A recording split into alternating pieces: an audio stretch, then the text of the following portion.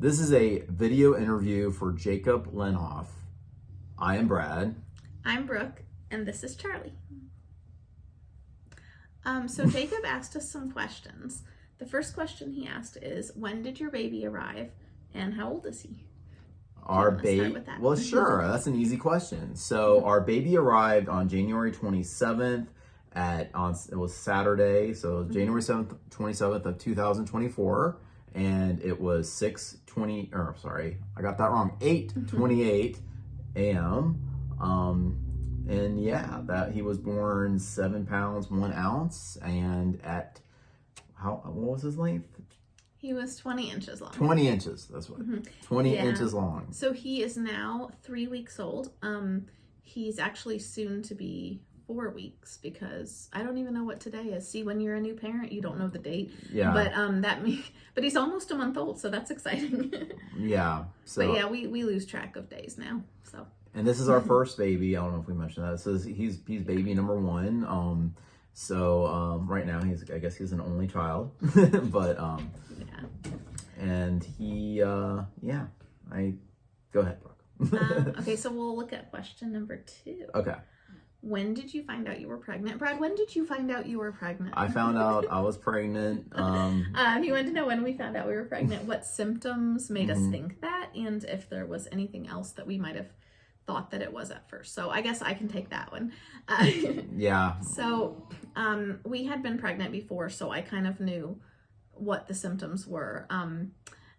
If I hadn't, I wouldn't have known. But I woke up one day and I was like, I think I'm pregnant. And then a couple of days later, I woke up and I was like, I know I'm pregnant. Like, I just felt pregnant. I had the same symptoms that I'd had before. And so I went to get a pregnancy test, and I really just got it to confirm what I already knew. It was really strange to be like, I just know, I just could tell. So that was really, really a weird experience, to not necessarily need to find out from the test first, but just to feel like you knew you were pregnant. But we found out really early, and I made some brownies, and I wrote Mr. and Mrs. Snyder on the brownies, and then I put "and baby" with a question mark. So Brad came down and he saw the brownies and he was like, "and baby." And so that's kind of how that got started. Yeah. So there wasn't anything else I thought it was at first. I just kind of knew. So yeah. And he also wants to know, describe the ultrasound you had. What was that experience like, and what did he look like? Okay. I would love to say that it was this wonderful, magical thing, but unfortunately, because we had been pregnant before, it was actually really stressful. Because once you've had that experience of loss, you go to the ultrasound just worried about, all the bad things that could happen, and if your baby still has a heartbeat, and if your baby's okay. Yeah, we had a lot of anxiety going to all our ultrasounds, actually. So because you have several, you have the one, the first initial one, and that was very stressful. But once you get the good news, it's like you feel really good. But then every other one, it gets a little bit easier each time, because I think, but there's always stress. There's always anxiety that, something could be wrong or something like that. So there's always anxiety. But the first one is, like, to me, the one where you have the most, and then it gradually gets better as long as you're getting positive things every time you go. Yeah, it's really devastating to be told that your baby doesn't have a heartbeat. So that was our biggest fear the entire pregnancy, is our baby's heart beating. And so every time we went to an ultrasound and we got to hear the heartbeat, it was the most amazing, wonderful feeling. And then until the next time, when we would get the same anxiety all over again, to like, okay, is there still a heartbeat? So yeah, we were very blessed this time that Charlie intended to stick around. And what did you think he looked like on the ultrasound? Well, obviously the first couple ones, he doesn't really look like much of anything. But once we got to week, we called him kind of a marshmallow. Was it week 24 or week 20 or something like that? It was like week 20. I mean, I thought he looked cute. He looked probably like most other ultrasounds in a way, but I thought he looked really cute. I actually could start seeing some like resemblance to, like, I guess it felt like somebody that was, could be our baby. We didn't know boy or girl yet. So we were like, but we were, yeah, it was exciting to see. But yeah, I don't know. I can't really say exactly what I thought he looked like. What are your thoughts? Okay, so on one of the ultrasounds, they did the camera like, it was like down here. So it was going like up. And so I just thought his nose was really smushed up. But it turned out it was because they were going down here. So it just looked like his nose was upturned, but it really wasn't. So I was a little bit worried about that at first. But yeah, it's interesting to see the progression, because the first ultrasound, it's like a marshmallow or something, and you don't know what you're looking at. And then the second one, you're like, I think our second one was 10 weeks, and we're like, we can see little hands and little legs kicking and everything. And then the 24-week one was really bizarre, because it was, and I can't remember if it was 24 weeks or sometime around then, 20 weeks, 24 maybe, 22. So that one was so strange, because that's like when it really looks more like a baby that would be born, as opposed to like a very, underdeveloped baby. So that was a really bizarre experience to see that. And that's the one that was around 22 weeks or something. That's the one where we found out the gender. So, did you think that he was going to be a boy, or what did you think?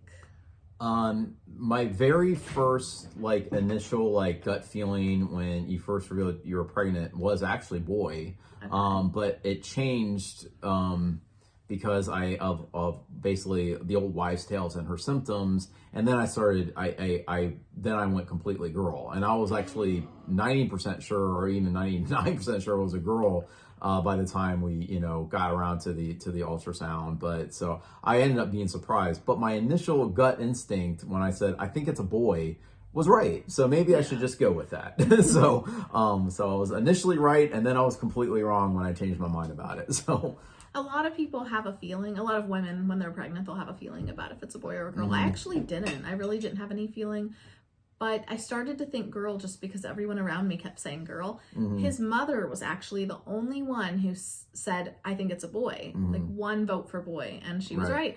And so when we found out it was a boy, I was, we already knew what we were going to name a boy. So I was kind of excited, because I was like, oh, we know his name now. And so that was really fun. And we, being our first baby that we, that, as I said before, intended to stay with us, we didn't care if it was a boy or a girl. We were just happy that the baby was coming, and that the baby was, doing okay. And so it didn't matter to us. We wanted either one. So we wanted either one. Were you nervous about becoming a dad, and did you go to anyone for advice, and what was the best piece of advice that maybe you got? Yeah, I mean, I was nervous about becoming a dad to a degree. I mean, I'm still nervous about making the right decisions, but I feel like I have really good examples. Of course, my own dad was obviously my greatest example, but I probably over the years, without even having to ask advice, a lot of my friends, since they've had kids that they've been through it, and I just kind of went through it with them. So I've seen, and my nieces and nephews. He has 5 nieces. Five nieces. So getting and talking about a lot of things with just with my family, and just seeing how. We have a visitor. I'm sorry. Yeah. Right, maybe you can pick up our visitor. Okay. I'll have to redo this. Yeah. No, we don't have to redo it. We don't have to redo it, but this is our life. So, all right. So church made an appearance. That's church.